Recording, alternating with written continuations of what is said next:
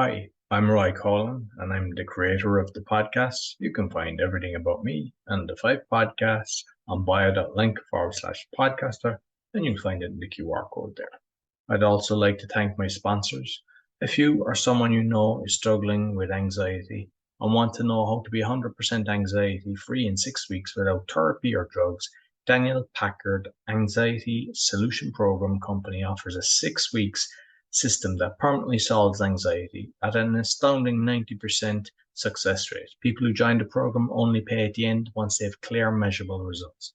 If you're interested in learning more, go to permanentanxietysolutions.com where you can book a free consultation with Daniel. Do you have high blood pressure and want to get off the meds? Doctors are amazed at what Zona Plus can do. Get a $50 discount with my code ROY. Go to zona.com/discount/ROY and you see the QR code for all my sponsors down at the end. Quality Polish manufacturer of metal products for telecommunication and workshop equipment and other metals. If you'd like a brochure, you see it in the QR code and you just let us know if you would like a quotation shipped internationally and very competitive rates. I hope you enjoyed this week's podcast. Welcome to the Meditation Podcast. You can find all our episodes on meditationpodcast.org and you'll find a QR code and all the different podcasts that I've got. So my guest today, a fellow Irish woman from beautiful Wicklow, professional animal healer, a teacher and a speaker. Please welcome Lisa Tully. Hi, Roy. Thanks so much for having me here. Yeah, no, I'm really looking forward to this. So, I've just kind of given the bullet points, but you might let the listeners know a little bit about Lisa. So I work as a holistic practitioner for animals, which is a little bit unusual, but it's very much needed because the animals are limited in what they have access to in terms of vets and things like that. So what I do to break it down and help you understand it a bit better is I can help animals when they have emotional challenges or when they may have physical conditions. I can help them with that as well. And sometimes if they're very serious physical conditions, I'll collaborate with homeopathic vets. And to give you a bit about my background, born in Ireland, as you say, I did a science degree here in Dublin in DCU because I was thinking about studying veterinary medicine, but the points are super high. So I ended up working in pharmaceuticals for a while with my science, working in London in the major hospitals there. And then I started to meditate, and the meditation then led me down a path of a much more holistic lifestyle. And that brought me eventually to training in different skills, working with the animals. So the main skills I touch upon would be 5 elements, Chinese medicine principles with them. And then I also use herbs and essential oils and different botanicals like that, and a bit of animal communication as well. So I'm able to really tap into what it is the animal needs in order to live their best life. So that's a snapshot. No, brilliant. And because I know you've been to India, you've been around kind of Europe as well. So you might kind of talk about what you've learned, because then people might understand better how you're actually able to apply this to the animals. Sure. When I was living in London, there's lots of amazing teachers there. If you want to learn anything, it's there. So I came across some real inspirational teachers, and they got me really, really into meditation. And when I left my pharmaceutical career, a huge thing that caused that was the actual meditation, because I became a square peg in a round hole, and I was eventually managed out. So what I did was I went and I created a tour company that I would fill the tours and run the tours in India. And the reason I did that was because I wanted to fund my way to spend time in India and really deepen my meditation practice. So the tours that I ran there was I was taking people to McCloganj, which is north of Delhi by about 12 hours north. And the reason I was homing in on that area, it's where the Tibetan community live in exile. So it's home to the Dalai Lama and lots of monasteries. And I just really liked the way the Tibetans approached meditation and philosophy. So I spent a significant amount of time. I was in and out of India for a good 3 years and attending teachings and meditations. So that really, really got my practice very strong. And then what happened was, when I discovered the concept of animal communication, and it's actually something that you can learn and study, I got a book on it and I tried it. Now, I'd been very connected to animal life. I had other experiences with animals on my travels, but this kind of was a moment where it all came together. And then I started to study that, and I studied with teachers outside of Ireland, because there's not so many that teach it here. And one of them was living in the UK, Madeline Walker. So and you know, Roy, there's a big part of my travel that fits into this whole picture. And that is, I also spent a year living in the rainforests in Bolivia. And this happened earlier in my life, just after I graduated from my science degree. And basically, I was living in the jungle, and I was in a local village, and then I would walk up into the rainforest each day for about half an hour up into the jungle, where Millie, this ocelot cat, would be. And I was in charge of Millie. I was her keeper for a year, and she was in the wildlife sanctuary because her mum had been shot for her fur.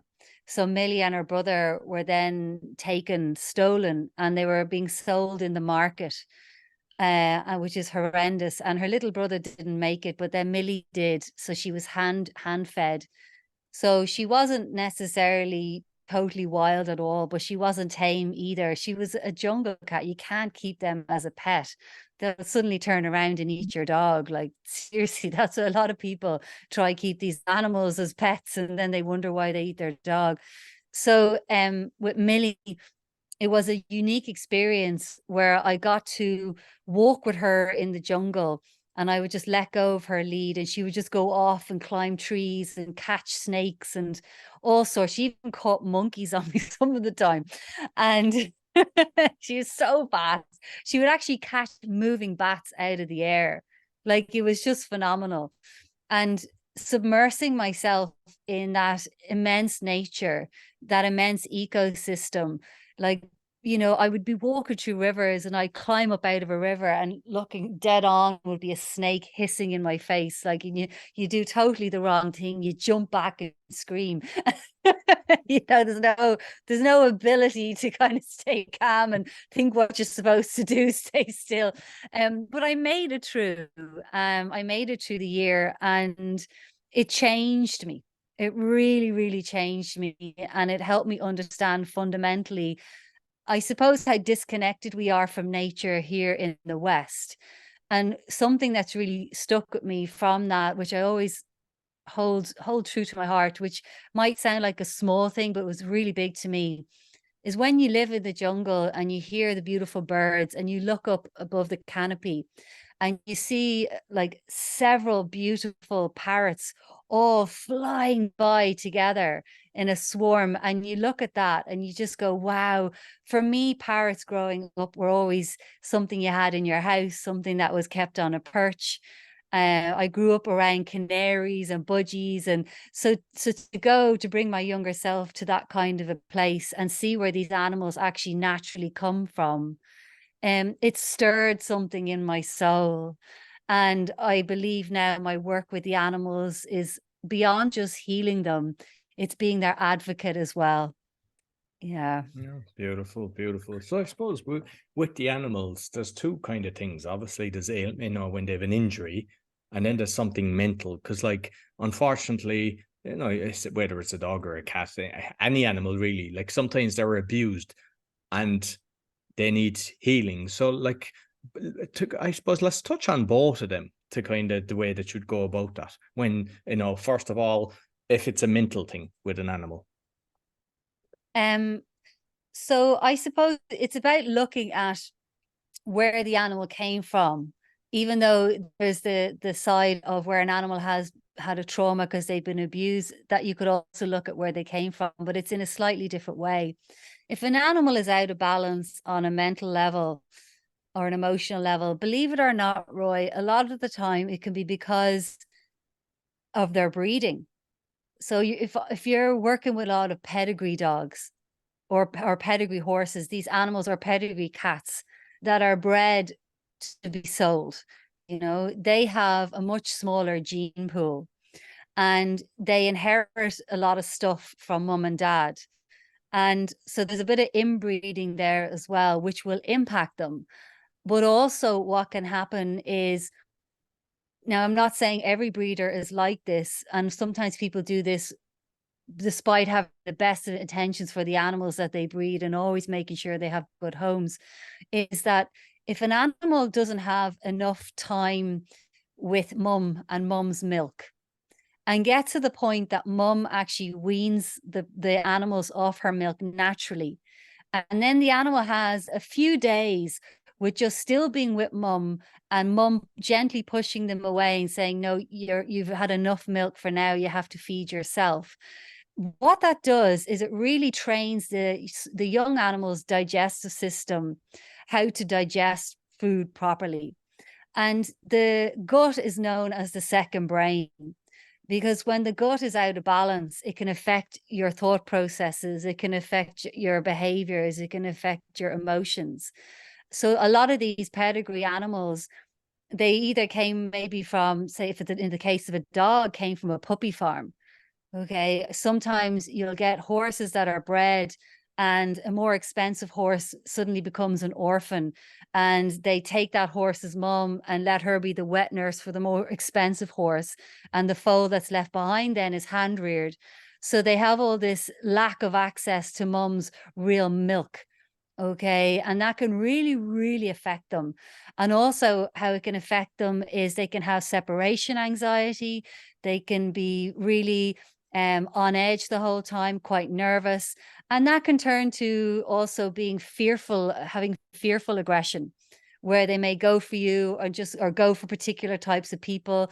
And that kind of be a bit of a trigger point for them. So that's kind of one side. So how I would treat that is basically rebalance the gut, look at the diet, replenish the microbiome, maybe give them some bovine colostrum, which is the original milk. You would use maybe essential oils to start to calm down the mind as well. It all in the essential oils would work on the physiological side of it as well, and get the meridian points back into balance in the energy flow that goes into the organs, talking a little bit of Chinese medicine there. So that would be one way of dealing with it. And then to go on to the other type of animal, the one that is a rescue animal. Again, you would find that they more than likely, if they're traumatized, would have a digestive imbalance going on, even if they'd had mum's milk as at a perfect amount growing up and they were naturally weaned off mum. If they've gone through big enough a trauma, which a lot of rescue animals have done, again, it can still cause a digestive imbalance. So you would do the exact same thing, but you would more than likely have to work with them longer as well to help them soothe and ease the trauma of the mind. And again, you could use things like flower essences, herbs, essential oils with them. And one thing I would say, a huge part of my job, Roy, working with these animals, both types, is trying to encourage their person to be patient enough to let me do the work. Because it's fundamental that we need to understand whether an animal has a mental imbalance, an emotional imbalance, a trauma, or anything. They can only heal at the rate that they can heal at. If we humans go to therapy and we've got someone on our shoulder saying, have you not healed your trauma yet? You've had 6 sessions, you should be finished it by now. It's not going to work. So it's the exact same for the animals. It's about giving them the opportunity to heal at the rate that they can heal at, whatever their story.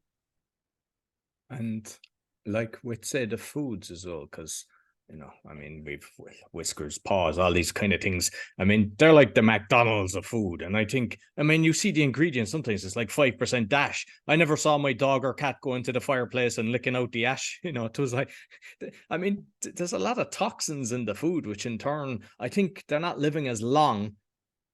I mean, my dog lived to 16 because we weren't giving him that. We were giving him the same food as us. But I see a lot of the times maybe a dog's like 10 years and I think the food has a big part of that. Oh, you've touched on a huge topic there, Roy, and I'm so glad you did, because it's pet food was made as a human convenience. You know, it hasn't really been around that long. And it, you know, it proved very popular. And then, like everything, the corporates jumped on top of it. And now they're making an absolute fortune on selling these foods. But even if it's the local supermarket food, any of these dry foods or these really highly processed wet foods, I like to say to people, you know, if you look at dry food for dogs or cats or horses or anything, any animals, or it's known as kibble or nuts, as people call it, if you look at it, what food group does it remind you of? None of them, because it's not a natural food. It's not an actual food. And you're right, it is full of all kinds of stuff that causes huge problems. And since it became the norm, animals' health has really, really, really declined. And what's a very frightening thing at the moment that's going on now is that corporations around the world are buying up veterinary practices. And there's a local veterinary practice I heard of recently here in Dublin that just got bought over by Mars, right? And the food that Mars makes for pets is a very well-known one, okay? And it's used as a prescription food as well. So I just want people to think about that for a minute. Why would a food company, a corporation like Mars, buy a veterinary practice? What is their ultimate goal? And how is that going to impact your animal? Are they going to genuinely have all options laid out to them when it comes to food? And the way I approach food with the animals is it becomes a very potent form of medicine. And the animals know this. So if you have a dog that is refusing to eat their dry food, so what you have to do is you have to mix in a bit of wet food and only then they'll eat it. The dog is telling you that the dry food, they don't want it, that it's probably causing harm, more than likely, to their digestive function, to their gut, to their kidneys, to everything. And that's why it's actually shortening their lives. And how I know the magic of food is because when animals come to me in all sorts of states of sickness, I'll always address the diet. And everything I do, all the botanicals I use, all the diets that I use, they're basically self-selected by the animal. So I get a pendulum and I have the animal's photo and I say, which do you want? Okay. And they always respond so well to what they personally choose for themselves.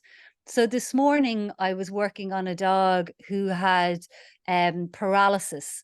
Now, this dog is only 3 years old, right? And it's a pedigree dog.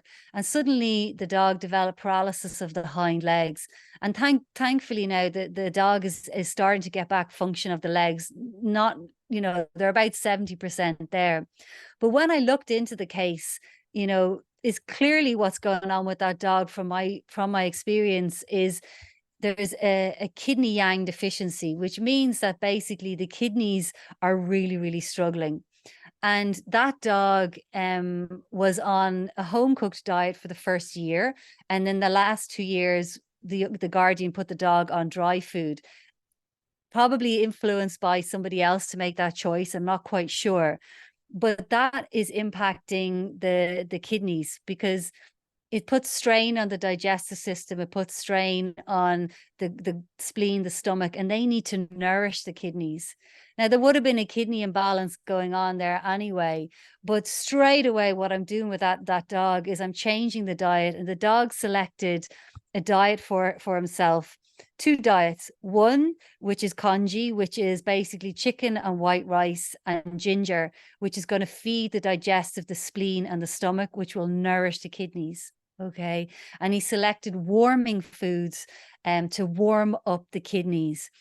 Now, that in itself is going to have a huge impact on that dog's health. That simple change can transform the dog's well-being. So I want people to reverse that. And I want the listeners to think about, well, if I take my dog off a fresh diet or a high quality raw food diet or a high quality wet food diet, and I switch it to kibble, to dry food, that's going to have a huge impact on their well-being on the reverse side. And sometimes people may do that thinking that they're going to save money because they don't want to invest. In actual fact, like you said, your dog will end up in the vets a lot more often and end up with serious physical conditions a lot earlier in life. So you'll pay the higher costs at the end by the vet bills. Whereas if you invest in their well-being now with a proper diet of fresh, good quality foods, and it doesn't mean you have to slave over the kitchen all day. There's amazing food companies out there now that cook the food for you and deliver it to your door. And then you have them living by your side for longer. Who doesn't want that? Absolutely. And like you were mentioning the vets there, and one thing that I've kind of noticed, because I'm kind of looking at everything now, the craziness in the world, is there's a snake in the symbol in the veterinaries in Poland. I think it's everywhere as well. You see it on the back of the ambulance, you see it in the hospitals, and the pharmacy as well has a snake in it. And then when you see all the different things, the logos around the world by the powerful elite, they always have a snake in it. So it's like these things are kind of, they're like kind of telling us they're not good for us. I don't know, have you ever thought of that, or have you spotted that? I have, and the way I interpret that is that, you know, these kind of bigger conglomerates that are pulling the strings behind absolutely everything, they're very clever. Okay, they're dialed into the power of symbolism. So one thing I learned when I went to India, one of the first things that kind of shocked me was that I kept seeing the swastika sign everywhere.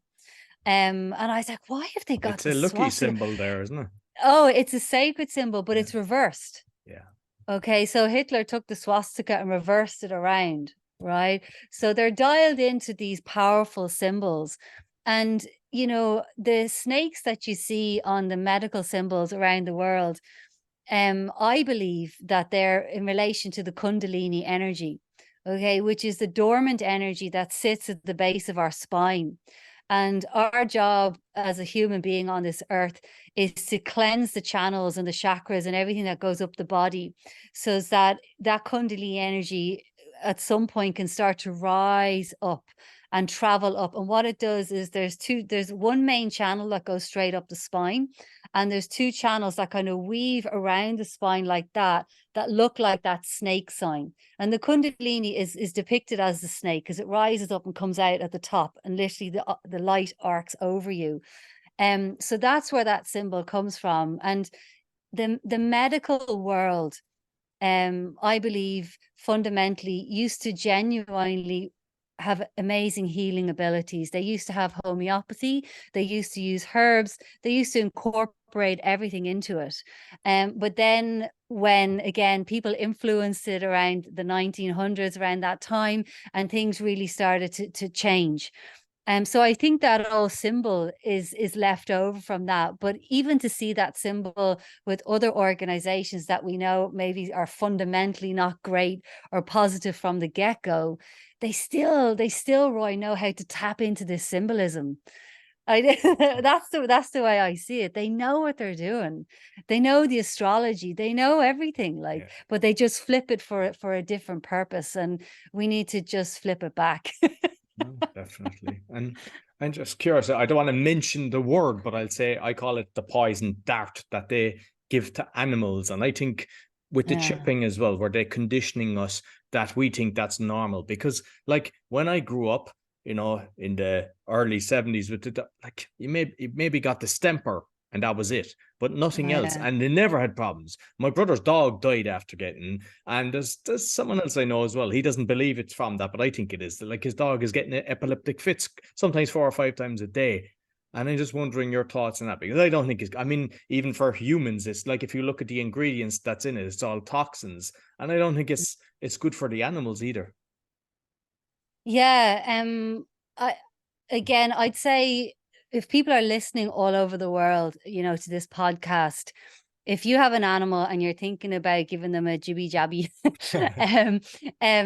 it's about, first of all, sourcing a holistic vet and understanding what diseases are most prevalent in your area. Okay, what are the genuine risks? And a holistic vet will tell you what, if any, are actually needed. Okay, so I went into this in huge detail with one of my friends who's a holistic vet, right? And the question I asked her, I said to her, if it's your dog, right, knowing all that you know and seeing all the damage that you've seen from animals being over jabbed, which they are all the time, is there anything you would give your animal if it was your puppy? What would you give them? As well as all the homeopathy that you give and everything like that. And she came back and she said that she would give a parvovirus vaccine once in the animal's life at 12 weeks old. Everything else she feels can be managed. And I thought, wow, now isn't that super interesting? Like that, there's a balance there. Okay. So, but paying attention to what she said, I would give it to the dog once for their entire life at 12 weeks old. And then what happens, you see, is we're encouraged to give them the same shots year in, year out, Roy. And there's this thing you can do with animals. If you do want to give them one particular shot, if it's a prevalent disease and a holistic vet has genuinely told you, do this, you go, fair enough. What you can do is you can do something called a titer test. And a titer test is basically a blood test where they can test to see if the shot is still active in the animal system. If it's still active, you don't need to give them a booster. Okay. And there's amazing information is coming out on this now. There was a study that recently came out just a few months back, where there's dogs so far at year 5, and the titer tests are showing that the shots are still active. Now that study will continue to grow as the animals get older.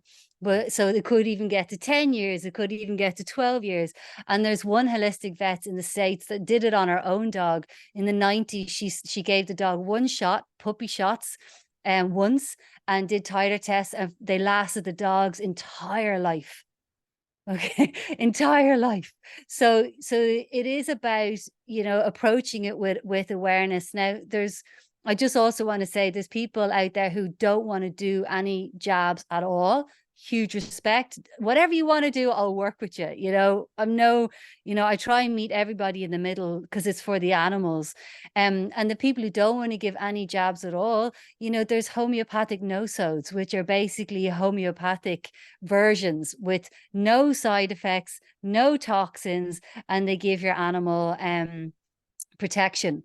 But fundamentally, the one thing that's really going to protect your animal against any invasion of any sickness or virus or anything you're fearful about is feeding them well. If you give them a good diet, they've got a strong life force. If they have a strong life force, their immune system is strong. So therefore, the dog next door might succumb to, lepto, whereas your dog doesn't.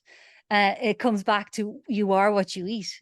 Feed them well and they'll stay well. Us. Like, I mean, I've seen some people like the best horses, the healthiest horses, and you look at them and you kind of go, why aren't you eating the same food as your horse? Because oh, it's so true. Yeah. So, like, there was one thing, because I know you have a blog as well, and there was one thing I didn't know as I was kind of doing the research, and it was like, in the hot weather, people put out the bowls for the dogs and they put ice in it. You might just touch on that. Yeah, that's an interesting one, isn't it? So this comes back to the principles of Chinese medicine. when we get our heat waves here in Ireland, which don't happen too often, all of a sudden the ice comes out. Everybody's giving their dog these ice creams, doggy ice creams. They're putting ice cubes. I was in a pub recently and I just saw a doggy bowl just with loads of ice cubes in it. And I just thought, oh my God, and there wasn't even any water in it. And people are feeding their dogs ice cubes, thinking they're going to cool them down. But in actual fact, what happens is when animals or us ingest something as cold as ice cream, or even an ice cold beer or a drink with ice in it, that goes into the body, and the body straight away responds. It creates a very deep internal cold going on within the body. So the body receives the message, oh, I'm very cold now. I need to warm myself up again. So if you're trying to cool down a dog on a really hot day and you give them ice, you're actually in effect causing the body to warm up again. Okay, it's very, very confusing for the body. A lot of practitioners of Chinese medicine say one of the worst creations that we have here, and the Chinese would say this, one of the worst creations we have here in the West is ice cream. Because the ice cream, the ice not only has that effect on the digestive system, but the cream itself actually causes then the spleen to the spleen really doesn't like dairy. Okay. And the spleen doesn't like cold either. It likes to be warm. So ice cream is a nightmare. So if we want to cool our animals down in a safe way, or cool ourselves down in a safe way, a simple thing to do is get a bowl of water, 2 bowls of water. In the first bowl, you have plain drinking water, leave it as it is. In the second bowl of water for your doggo, put in, or your cat or your horse or anybody, and put in a few pinches of high quality salt, sea salt, Himalayan salt, and let the dog or the cat or the horse choose. They'll either drink the plain water or they'll drink the salted water to cool themselves down. And you've created basically an isotonic drink. I would give it to animals 365 days of the year because it keeps them rehydrated. Sometimes senior animals, for example, can be getting dehydrated because the kidneys aren't functioning properly, and a little bit of salted water for them to self-select when they need it, because they inherently and instinctively know when their body needs a bit of salt. That's a much safer way to cool them down than giving them ice cubes. And it's not people's fault. A lot of, if you have been doing that for your animal friend, a lot of people recommend it. A lot of people recommend give them ice cubes, or give them frozen treats, or sometimes I've heard trainers even recommend people feed their dog their food frozen because their dog keeps wolfing down the food. So the dog constantly every day is being fed frozen food. I'm like, wow, like you're just, that's just, think about it. Like, it's just, it makes me shiver with cold. So it's about, keeping things neutral, and supporting the animals in that way. And I suppose a bit of common sense as well, because, anytime I had wild cats, they both disappeared after 2 or 3 years. Don't know what happened to them, but if you're putting out water, and they don't tend to drink water anyway, but that you're putting in the shade, because some people they don't, and you see the balls in the sun, and even if they're not adding the salt or they're not conscious, at least have it in the shade so it's not boiling up. Yeah, absolutely. And also it's about providing shade for your animals as well. Especially for large animals, sometimes I see you're driving around and you see them in their fields and there's no shade, and it's just really important to make sure that your animals have the opportunity to have shade themselves. So I have seen some of the videos where you have the cats and you have the herbs. I believe you have them in a bag, but there's all different herbs, and just seeing how the cats react. So you might just tell people a bit about that. Yeah, I love that. So that's the herb mats for cats, is what I call them. So basically what that is it's a selection of different herbs. So in one bag you may have comfrey herb, which is good for the musculoskeletal system. And then in the other bag it might have angelica root. Angelica root is an incredible herb for achy bones. It's also for emotional traumas. If an animal has had an early life trauma, angelica root can really soothe that. It supports the liver. I mean, angelica root's a bit of a unicorn herb in my toolbox. So they might have some of that. They might have valerian root to calm them down, a little bag of that. The cleavers. I mean, there's maybe 6-7 different herbs come in this pack. Okay, I vary which herbs go into a pack depending on what the individual cat has selected. And then what happens is I post them to their people, and they lay out the individual bags of herbs on the ground, and the cat instinctively will come up to the herb that they need at that time, and they'll pick the bag up and they'll start rubbing and playing in it. So once they've done that, what you do is they've shown you what herb they want to work with today, and you put out a towel. And then you get a few pinches of that herb, take it out of the bag and put a few pinches on the towel. And the cat then will start to roll around in the herb. They may start to eat the herb, or they might start to just quietly sit beside it and smell it and fall asleep beside it. Or they may even go into a bit of a healing trance with it, which is a bit like a cat meditation. They just kind of curl down. They're not asleep. Their eyes are still kind of blinking. And they're going deep into a healing process with these herbs. So they can help them mentally, emotionally, physically, and spiritually. And you can leave those herb mats out for as long as they want to play with them, and add in a new herb each day to see which one they want to interact with. And they're very, very good because they not only heal the cat, they create sensory stimulation, sensory enrichment, which is really good for cats, say, for example, can't get outside for some reason. Although I always seriously advocate you let your cats outside. But some people, they don't have that facility, they don't have the ability. So this is a way of bringing nature into them. Also, like I'm going to be working on a cat there who had major surgery last week. So that cat, I will include herbs in that, like yarrow and the symphytum, which are really good healers. Okay, and it'll help the cat just kind of stabilize itself after major surgery and the trauma of that, and the trauma of what the surgery means on that cat's body, because the cat recently had a leg amputation. Okay, so that's huge. So this is a way where once the animals are finished in veterinary care, I catch them out the other side. I catch their guardians out the other side, and I can be that extra support and help them kind of to the healing process. And the herb mats with the cats is a phenomenal way of doing it. It's great fun to watch as well. No, it was fascinating. The videos, I was looking at them. So we'll make sure that we'll put the video link with so people can see that. And just like curious with the one that I mentioned of the friend of mine that's got it's an Argentinian dojo, I think they're called. So he's gotten the epileptic fits, a lot of them, and then they're getting medication, and it's like it's not really helping. Is there any is that anything that you've come across that there's ways of trying to doing that naturally to help? Oh yeah. I've worked a lot with animals with seizures. So from a Chinese medical perspective, when an animal has seizures, there's usually two organs that can be causing it: the liver or the heart. And if an animal is having a reaction, seizures, like you said, after that dog, most likely it's since the shots and things like that. It can be a huge impact that can happen. And even from the wormers, the modern wormers that vets are using, they're called a class of drugs called isoxalines.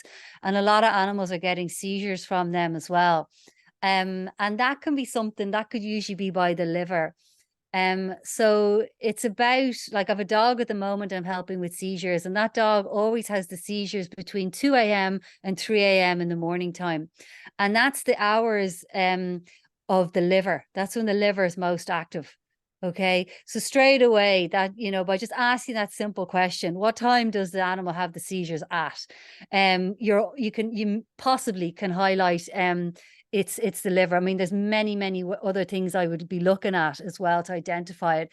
And then it's about, working with the animal and saying, well, which organ, because other organs impact the liver as well. And it's saying, well, which organ do you want me to start with?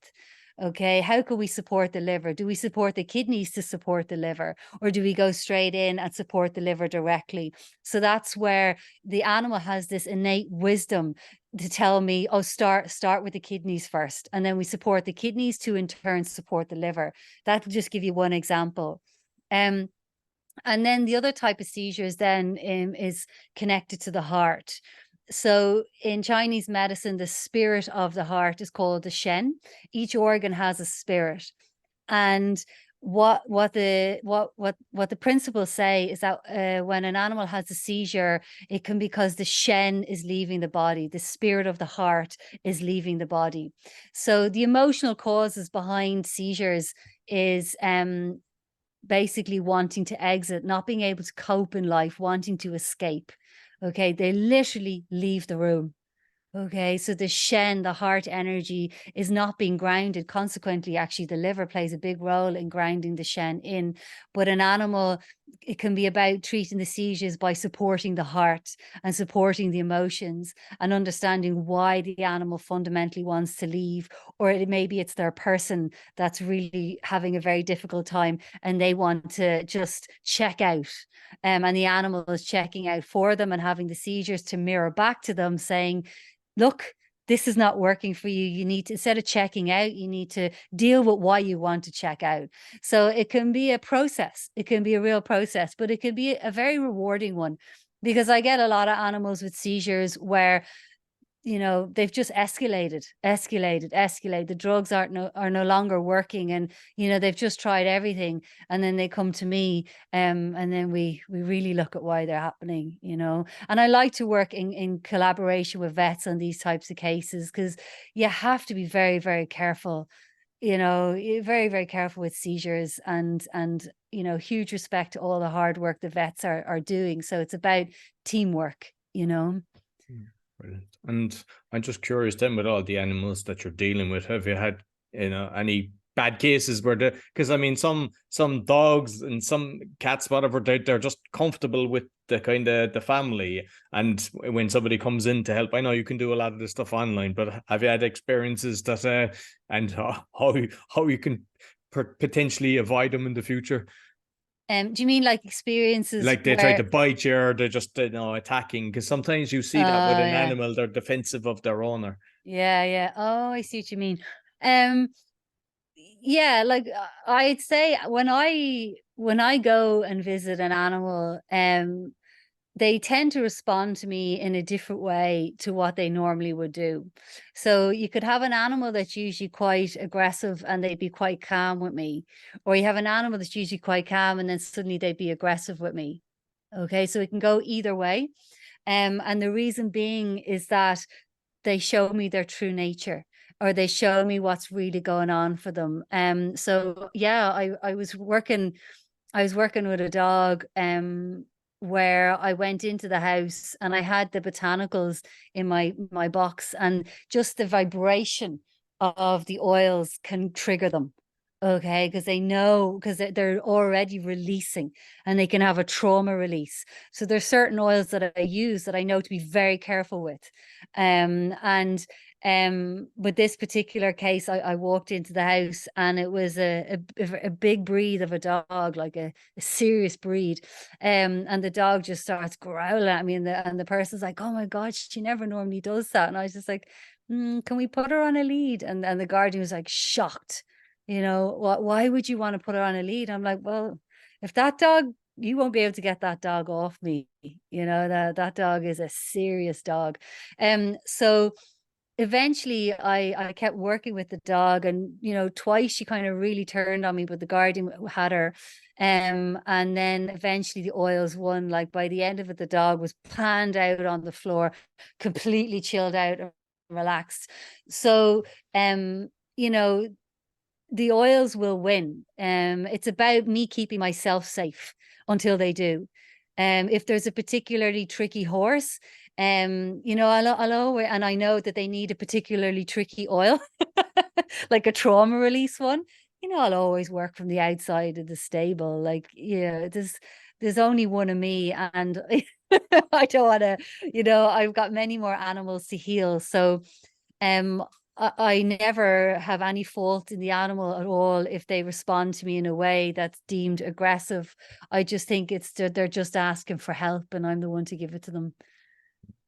Brilliant. And I'm just going to ask one final question, but what I know is I'd love to get you back again, maybe, in December or something. And what we can do is the listeners then can kind of write to me and give me some questions for you, because I think this is fascinating. But one of the things that I've seen you talk about as well is kind of helping in end of life with the animals, because I don't think not everyone kind of thinks of that, but it's nice to kind of know a bit more about that as well.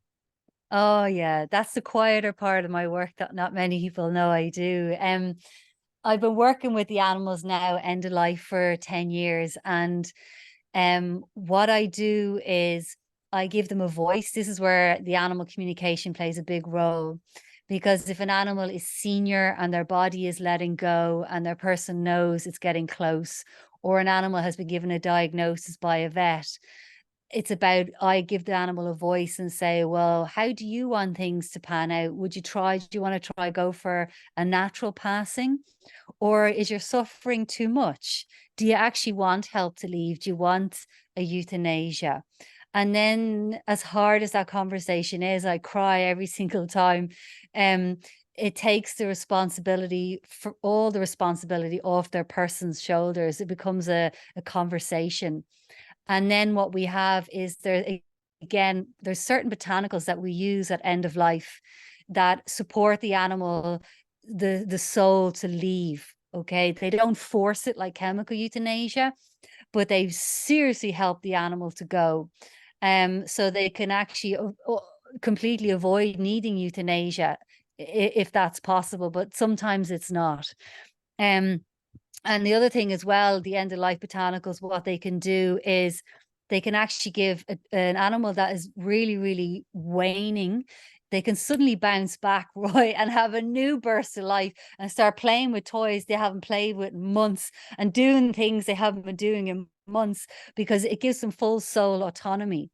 So the soul just says, I'm not ready to go yet. I've got more time here. And eventually the time will come again where they start to wane. And then we use the end of life botanicals for another time, and this time they might continue to wane and then eventually go, or they might go for euthanasia, but their soul is still really, really ready by the time they go for it. So the euthanasia is just a last little nudge beyond the veil. So it makes the whole thing, it makes an impossible time a teensy little bit more possible for everybody involved. And it's very, very special work. Very special. Beautiful. Listen, Lisa, I thoroughly enjoyed the conversation. Definitely love to get you back. And brilliant. Yeah. And you might let people know where they can find you.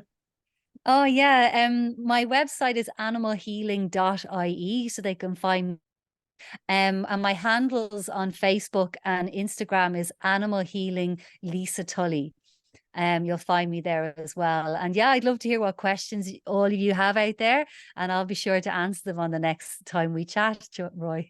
Okay, brilliant. Yeah, so I'll make sure I'll put all the links both onto the audio and the video. Thank you very much. Thank you. So that's all for the meditation podcast. You can find all our episodes on meditationpodcast.org. Until next week, take care. So I hope you enjoyed this week's podcast.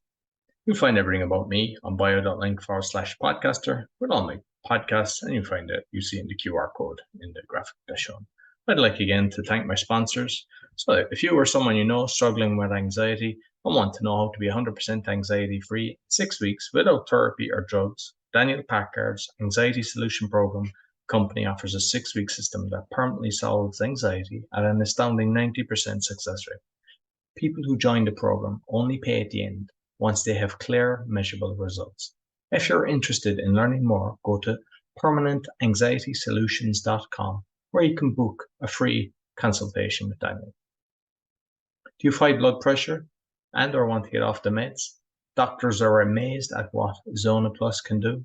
You can get a $50 discount with my code ROY, zona.com/discount/ROY. And you'll see it in the QR code as well as Daniel's QR code. Quality manufacturer of metal products for telecommunication and workshop equipment and other metal materials. You see the brochure there in the QR code, and let me know if you would like a quotation, shipped internationally at a very competitive price. I'd like to thank all my sponsors and also all my listeners. Be sure to give me a thumbs up, 5-star rating, share with your friends, really helps. And I also have a video on how to give a 5-star rating because a lot of people have wrote to me asking me that they don't know how to do that. Until next week, take care.